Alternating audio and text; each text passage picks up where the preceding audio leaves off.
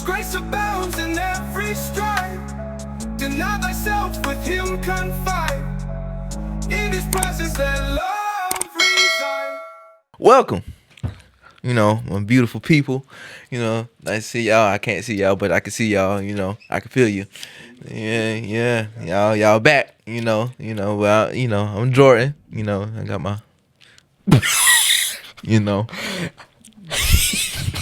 I'm not right. Thank you, man. I tell you, boy. So the topic today is episode 4. Topic today is when pain speaks. Pain can be physical, emotional, spiritual, or relational.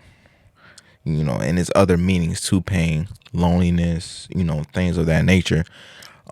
Speaking of loneliness, what is loneliness to you, if you don't mind me asking? I did a little research.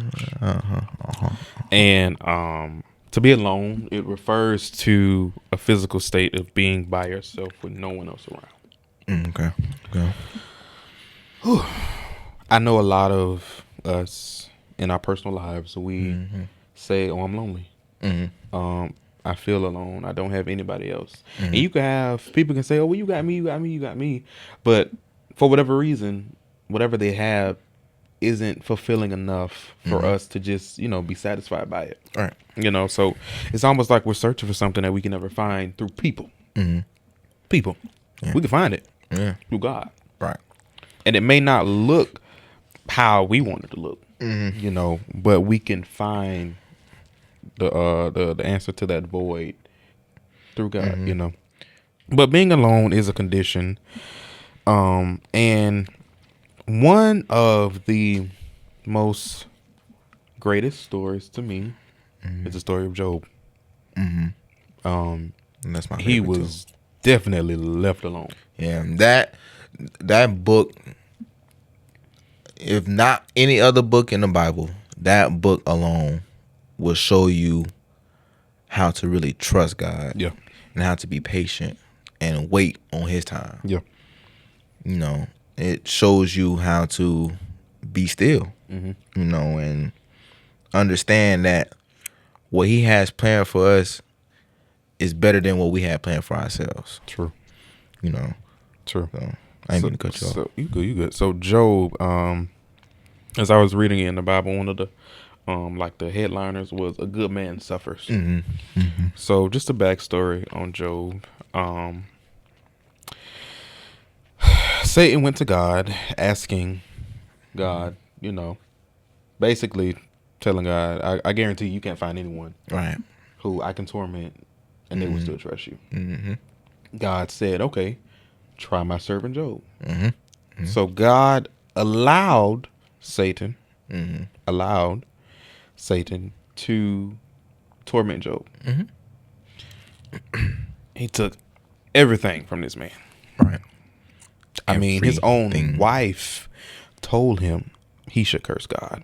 His friend said, you had to have done something wrong in order for things to go this way. It's like, you can't tell me you didn't sin.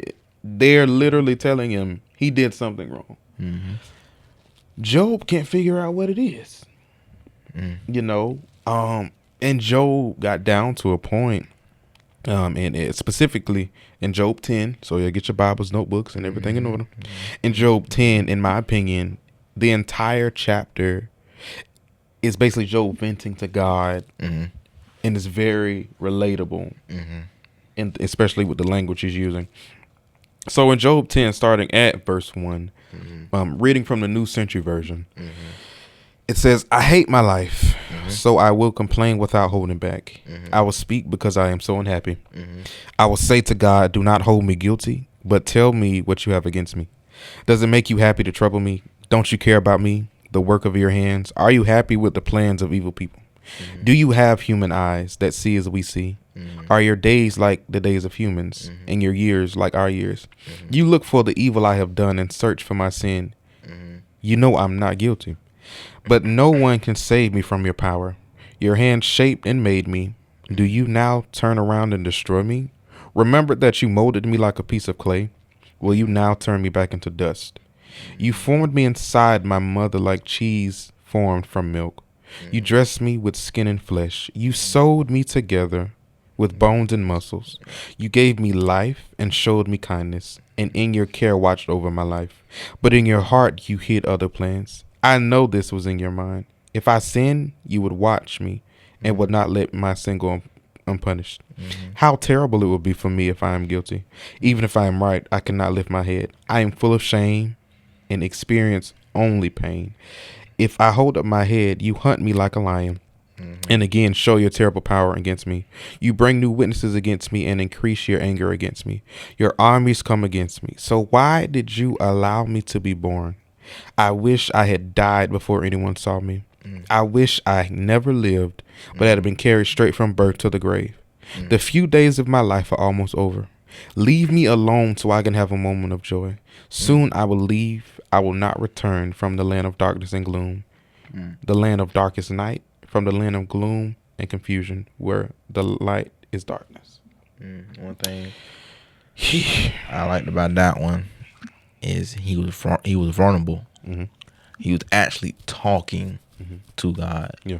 And just actually laying it out on the table. Yeah. And he didn't hold back. Right. He even questioned God. Yeah.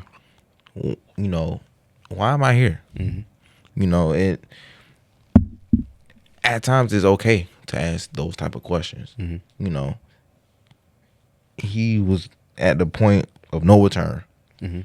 He was giving up on life. Yeah.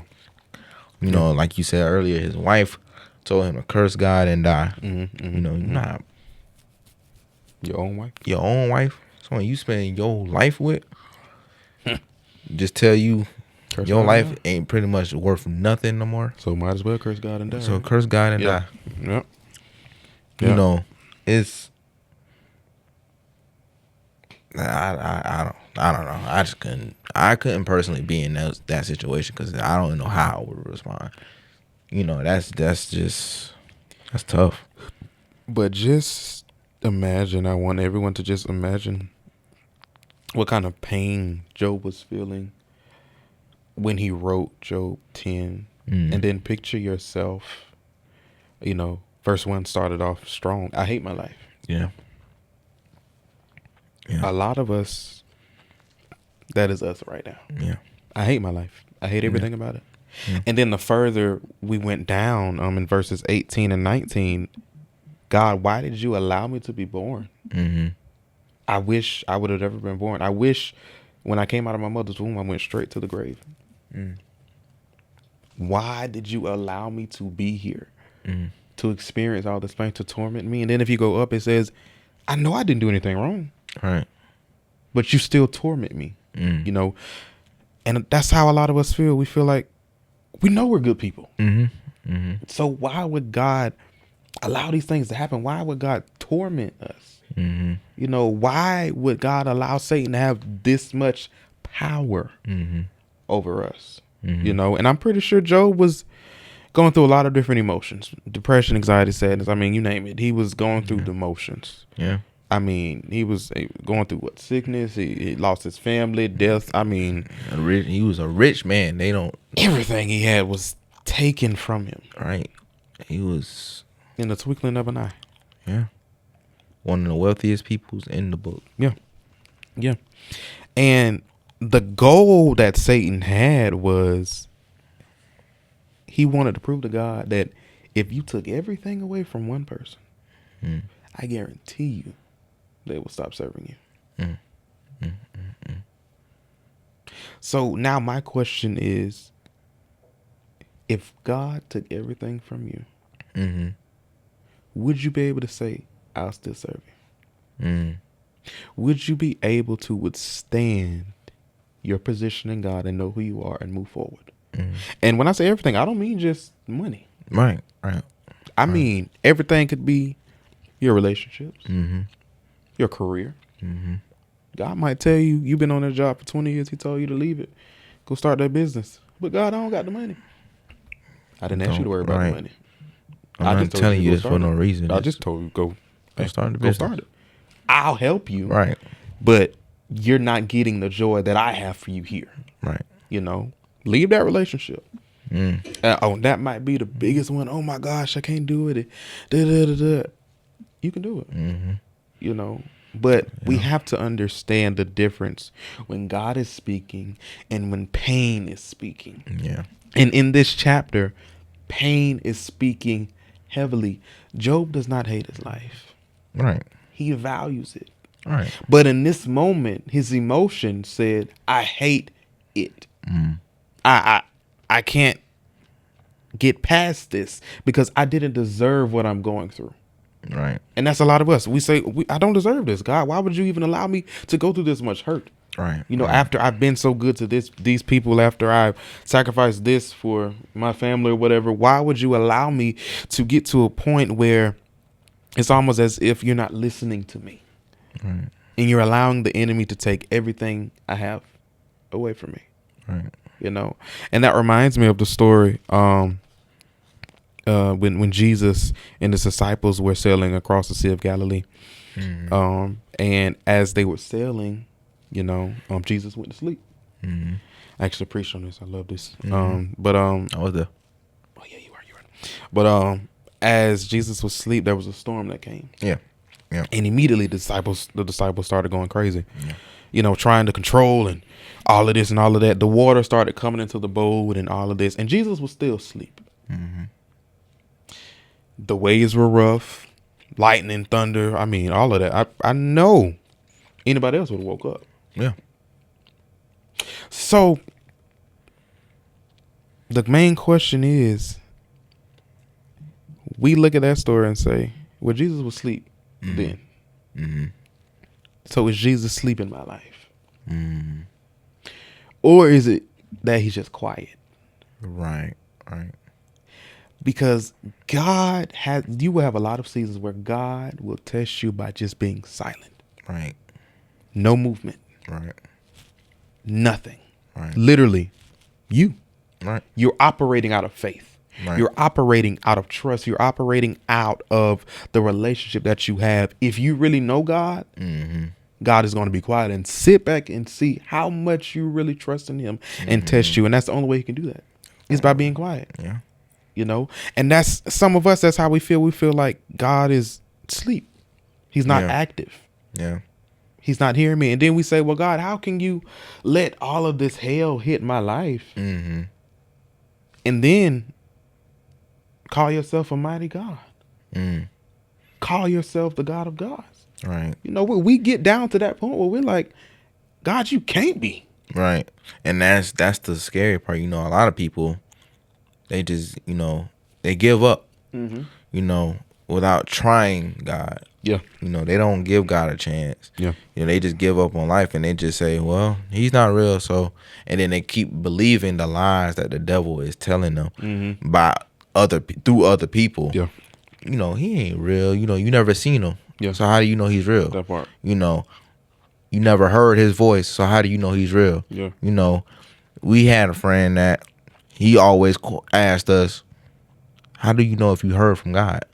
How do you know if it's his voice? You know, a lot of people are going through that now. They don't understand what it is to listen out for, you know, things of that nature. You know, they just going through life, just like I said before, they just roaming the earth. Yeah. Yeah. On autopilot. On autopilot. Yeah. But they not really taking the time out to understand what the word is saying. And that's why I said, you know, when preachers preach, and there's lost souls that's coming to the church, and then they're preaching, but they're doing false teachings. Yeah. Like I said, their blood is on their hands now. Yeah. Yeah. And they're confused. They don't know what's in the word because they haven't opened it up and read it. So they believe in everything you say. Yeah. And you can say, oh, it was this. And then when they actually finally read the word and see that wasn't true, that's when the spiritual pain comes into play. Because now my whole, you know, time being here was a lie. Right. God, why did you send me here? Yep. You know? So, and after the storm is over and God does decide to respond in his timing. Yeah.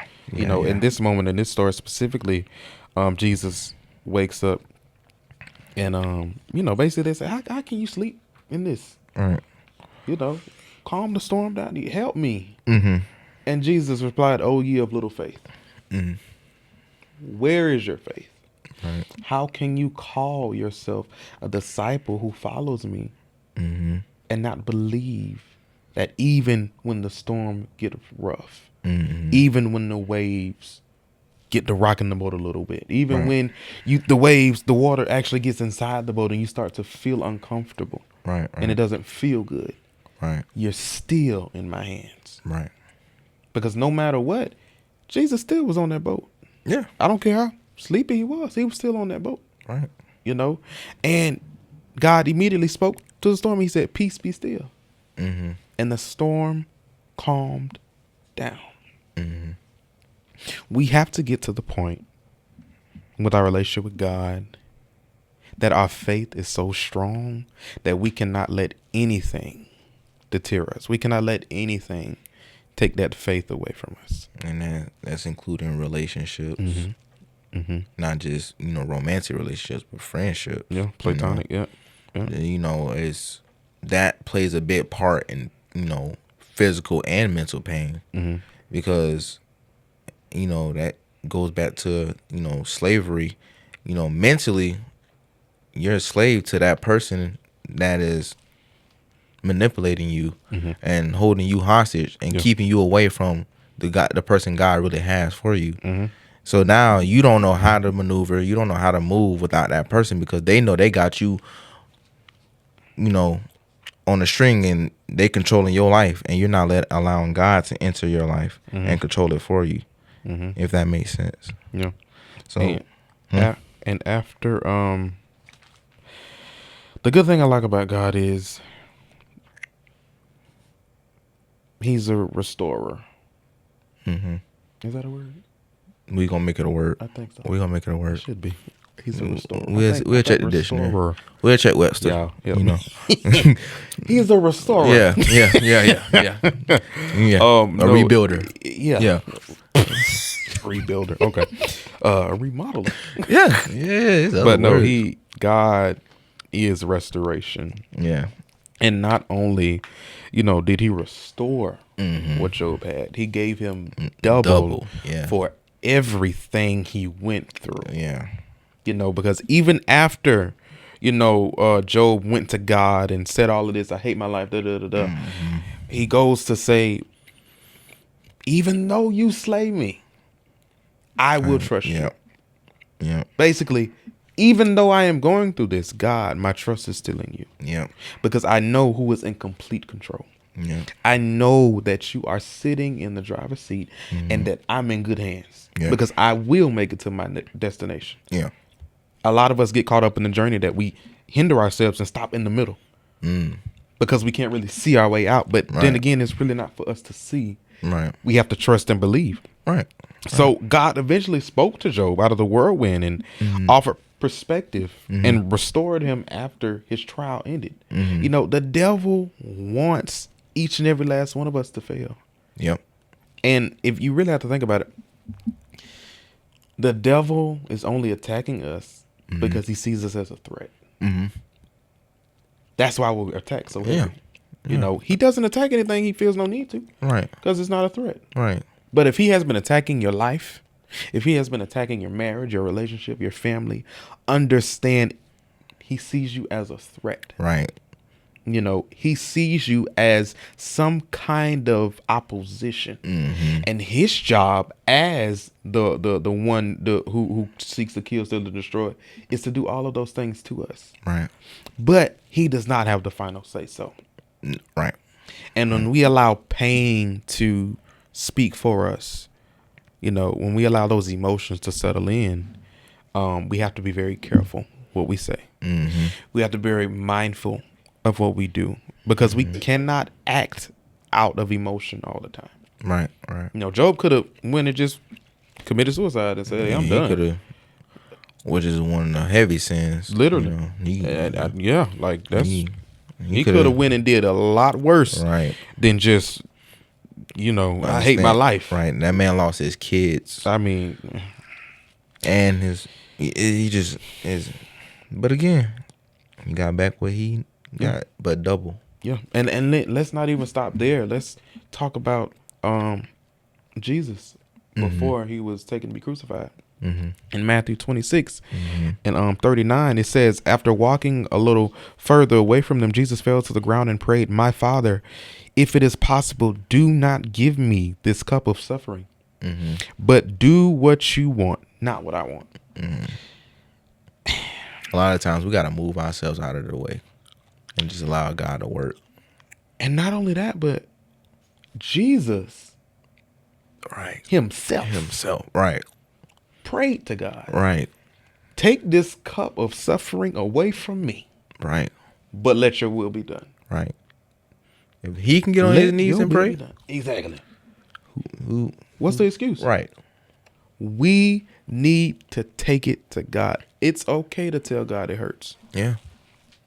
It is absolutely okay. Tell God it hurts, Yeah. so he knows how to heal the pain, Yeah. so that he knows that you're ready to actually be cured and put back together. Right. Tell God how much it hurts. He wants his children to come running to him with all of their problems so he can supply their needs. Right. Right. When pain speaks, oftentimes it's the flesh talking. It's not really spiritual. Sometimes it may be. Yeah. But if it is, I mean, No, I would say your spirit is talking to you, but are you listening to it? yeah, because it's like, yeah, because when the spirit is talking, it will tell you, "Hey, I feel like this." Well, the Bible Yeah. says the heart is deceitful. Right. You know. I mean, the Bible says, if I just look to the hills from which cometh my help comes from the Lord. Then we forget who the kind of God we serve. We think that our battle is bigger than God, but God is the God of the highest mountains and the God of the lowest valleys. That's Right. the God that we're dealing with. Dealing with the God that is the King of Kings and the Lord of Lords. And we forget that just because the storm seems too big for us, it's not too big for God. Right. And in this episode specifically, we want to give you encouragement, because the truth of the matter is, pain is going to be for the rest of our lives. Yeah. It may not be in the same way, Right. but we're right. all going to experience pain some kind of way. Right. Whether that be a death in the family, a breakup, or whatever may have you, whatever God sees fit for us. But understand, he will never put more on us than we can bear. Right. And that if he put us through it, we're built for it. Right. He's doing it for our good. Exactly. Everything. That's Romans 8:28. Right. All things work together for the good of those who love the Lord. Literally, everything that you went through will work together, because what the enemy meant for evil, God turned it around for your good. That's the kind of God that we serve. Exactly. And we forget that because we get so caught up with how everything looks. Right. Like Our it says, perspective. right. Like it says in Psalms 34, chapter 34, verse 18, it says, "The eyes of the Lord are toward the righteous, and his ears toward their cry." It says, "The face of the Lord is against those who do evil, to cut off the memory of them from the earth when the righteous cry for help. The Lord hears and delivers them out of all their troubles. The Lord is near to the brokenhearted and saves the crushed in spirit." Saves the crushed spirit. That's just like what is that verse? The prayers for the righteous availeth much. I mean, just clearly think about one of my favorite biblical stories, and it's a good one that I love to preach on too. It's Acts chapter 16, starting at the 25th verse. Was when Paul and Silas, when they were in prison. They could have been doing anything. Right. They could have been waddling around in their situation, being sad. But at midnight, they prayed and sang praises unto God. Right. And as they were praying, there was a powerful earthquake that shook the foundations of the prisons. And the Bible describes it. It says that the prison doors, they flew open, and everyone's bands were loosed. So basically, they were released from their situation. And then God allowed their bands to be loose. He allowed everything that he had prepared for them to be loosed with them. You know, Paul and Silas, that story alone, I love it because it says that immediately God came. Right. In our mind and in our way of thinking, immediately it means like this. Mm-hmm. But we have to understand God's timing is not like ours. Right. You know, we have to understand that God is the master of time. Mm-hmm. The master. He is omnipresent. God knows what he's doing. Let's not get it twisted. Yeah. He knows what he's doing. Yeah. I think we often we lose track and be like, okay, God, do you really? No, he knows. Yeah, he it's knows. us. We're not comfortable with the fact that we don't know. Mm-hmm. You know, and that's often when that pain speaks. It's coming from a place of, I don't know how I'm going to get through this because I don't see a way out. Right. But that's why Jesus said he is the way, the truth, and the light. Yeah. He is the one Right. that will guide you and have you, will lead you. I forgot what verse it is specifically, but it talks about God literally grabbing your hand and leading you on through everything that you're going through. Right. You know, the Bible says that God will come like a thief in the night. And I really think if we put as much energy into praying, studying, and working on our relationship with God, if we put as much energy into worldly, into that as we do it, you know, worldly stuff, going out to clubs, parties and stuff, I think we'll be all right. That's the thing. They don't want to get that up though. Yeah, I gotta get something up. They don't want to get that up. That's back to the name of the pocket. Deny thyself. Yeah. Let's deny thyself, pick up your cross, and follow him. Right. You cannot expect to have eternal peace and have eternity with life and that more of if you cannot deny yourself and throw away your selfish ways. Right. People have to get comfortable with being uncomfortable. Yeah. But that's when choosing purpose over comfort steps in. You know, that's when the reality kicks in. And a lot of times we have too much pride, you know, and our egos are just gets in the way a lot of times. That's why I said we have to move ourselves out of the way and let God do his work. You know, so many people in this world now, you know, they drunk off of ego, but they high off of pride, you know, and they don't want to move themselves out of the picture. Yeah. My dad always told me the way the world is, there's a picture, there's a painting on the wall, and it's portrayed as, you know, this beautiful image.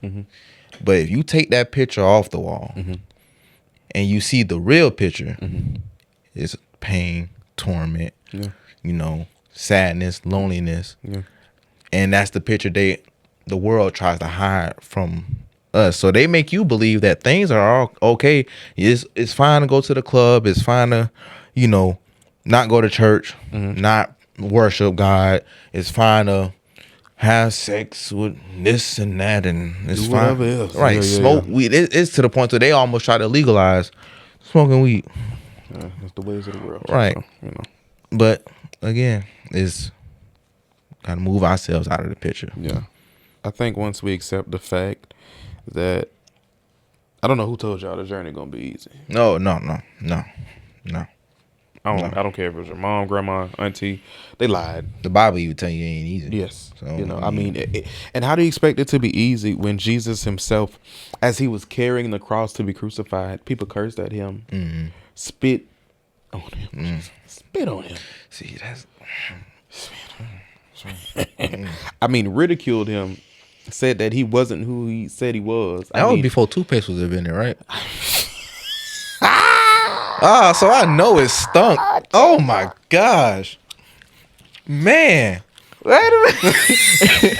Oh my bad. I just thought it just came to me. It probably did stink too yeah, much. ain't no problem. It did. Smelled That was like came straight from a skunk. good. I'm not playing with you. That's a good point, though. Just imagine. Continue. But seriously, though, like, Jesus went through all of that. And before, he knew he was destined to go through that. Yeah. And he still asked, take this cup away, but let your will be done. Right. As he was going down to be crucified and got on the cross. Mm-hmm. As he had on the crown of thorns and nails in his hands and feet, he still had the heart to say, "Forgive them, for they know not what they do." Right. I don't know if I would have been able to do that. I would eternal damnation. Ooh, that third day I would have woke up. Boy, they would have. I mean, all kinds of earthquakes. And That's why we floods. wasn't put in that situation. though. What? Because I would have caused so many earthquakes. What? I can't have that, man. But seriously though, like that's the God that we serve. Yeah. People who I mean, it's one thing to sin against God nowadays in time, but it's a whole nother to really think about. These are the people that were actually in contact with Jesus Christ. Right. Like he was only an inch away from them, and they spit on him, cursed at him, ridiculed him, called him all kinds of names. And you telling me Jesus still said, "Forgive them"? Right. I'm so glad his ways are not like ours. That part. Because if it was, we died for. humanity, We doomed. I don't know. This would have been like number 131st, 31, 32. Yeah, It's. I genuinely think we were way a lot more worse now than what we were during those times. Yeah. I genuinely believe. And during those times, you know, with the art back in, you know, the 40 days and the 40 nights, you know, that was the wrath of God right there. Yeah. You know, Yeah. That flood. we don't even know what that's like. Man, what? I mean, to have the entire world flooded, and then world. you on this big old cruise ship with all these animals. And only so many people is in that I mean, you can't run from water. You might as well. Yeah. I hope they prayed. You know, and I hope and so, not too. only that, but even when the with the city of Sodom and Gomorrah, Yeah. when God destroyed that, I mean, that was something because it was so chaotic, Right. And that's kind of like modern day. I don't think people think about that. Like that's almost how it is modern day. Yeah. In time, you know, it says that they were lovers of themselves, and there was so much perversion going on. And when it comes to the world now, y'all almost like Sodom and Gomorrah. You know, I mean, A lot of us are like Adam and Eve too. Yeah. We're disobedient. We don't listen. I mean, think about the pain, how we hurt God when we choose against Him, Right. and He knows if we just choose Him, Right. we will be successful. Right. We would go to the next level. We would be able to make it through, but we're not doing that actively. We're choosing Him, and then going back and choosing us and choosing. We're choosing God when it's beneficial for us, and we're not really letting Him take complete control. Yeah. You know, which is why when pain speaks, when that voice comes to you, it has so much quote unquote power because Right. you give into it. Right. As long as you keep on feeding your flesh. Right. You know, you can't expect to have a different outcome when you keep on feeding the fleshly desires, when you keep on, you know, doing what you know you're not supposed to be doing. Right. If your spirit was stronger than your flesh, your spirit will tell you, you are put in the whole armor of God. You are fearfully and wonderfully made. There is nothing too hard for God. Anything that is impossible to man is possible through Christ Jesus. Right. Like, that's God Right. in totality. Right. That's what your spirit will tell you. But I mean, for some reason, the pain speaks louder and speaks so much volume because we give it that power. Yeah. Yeah. We allow it to possess us, and when it possesses us, we act out of character. Yeah. And we act out of the will of God, and then we make decisions outside of the will of God, and then we dig a hole so deep, then we turn to God. Yeah. You know, When we in trouble, when we need Him. you know, we down bad. When we need Him. So, for anyone who is experiencing any kind of pain, hurt, in any area, there really is no specific area, but understand that you are loved. Understand that God has not forsaken you. Everything that you've done, whether good or bad, God is a redeemer. He's a restorer. He is a healer. Yes. He will heal you. He will heal your heart. I mean, the kind of medicine God has A doctor can't prescribe to you. Man, I'm trying to tell you, God says that he will give you joy, unspeakable joy. Unspeakable. He said the kind of joy that not even in the hearts of men, they won't even be able to give you that kind of joy. So the ones around you can't even fathom. They can't even think about it. Right. Because it's just that powerful. Right. God will give you complete peace and joy, but not on your terms. Yeah. We have to learn how to worship while we wait. Yeah. What does worshiping look like? Spending time in prayer. Learning how to pray daily, learning how to get in our work daily, starting out small, get you some accountability partners, making sure that you're staying on. Yeah, we work out. Making sure that, that you're staying on task and not, doing things that you shouldn't be doing, Like if you start reading the word, continue reading it. Yeah. Use Google, find stories. If you don't do anything but, watch a YouTube video. Yeah. Maybe. Yeah. But find ways to connect with God on a deeper level. That is what you need to do. Yeah. That is how you truly let God step in. You need to connect with him so that not only can he know you, but you can know him. Okay. Because it is possible. That's why the word says, there'll be two things that'll be said at the gates, at that time, two things. Now, I don't know what's going to be said, but, well done, my That's faithful what I servant. hope it said. Come on in. Yeah. Yeah. Depart from me because I don't know. No, you. that's the. Think about that. Think about that. Seriously. Don't let that pain push you to that point. That will give you more pain than anything. Yes.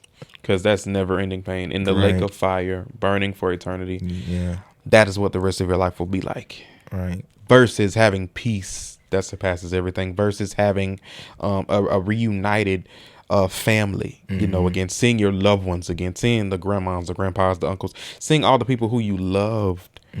You don't want to sacrifice that. Right. For just temporary happiness. Right. Pain is temporary, but it is purposeful.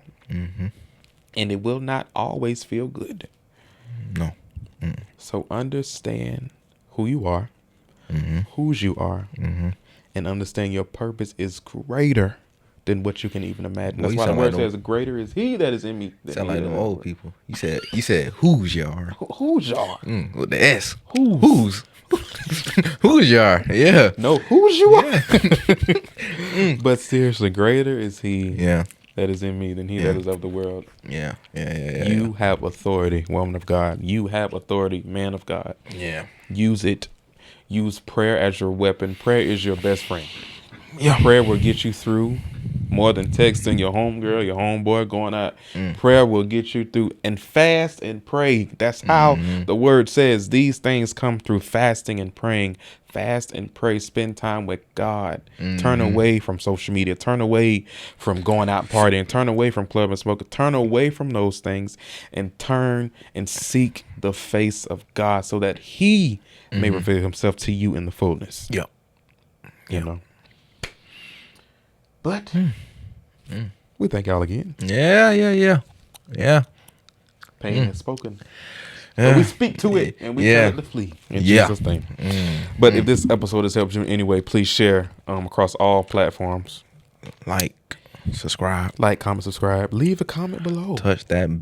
No, not touch. Click that bell. Click it. Ding, ding. And make sure about ding. Yeah. You got to do the ding. The ding. You got to. Please make sure. Drop a comment below if this episode has changed your life or, gave you a new perspective on what pain is. Matter of fact, tell me what you thought about it. Yeah. If I said something wrong, let me know. I think you did. Whose? If I use a wrong term, WHOS. I don't have a degree in English. But I'm so sorry. I don't either. Whose you are? I'm still saying who you are. Yeah.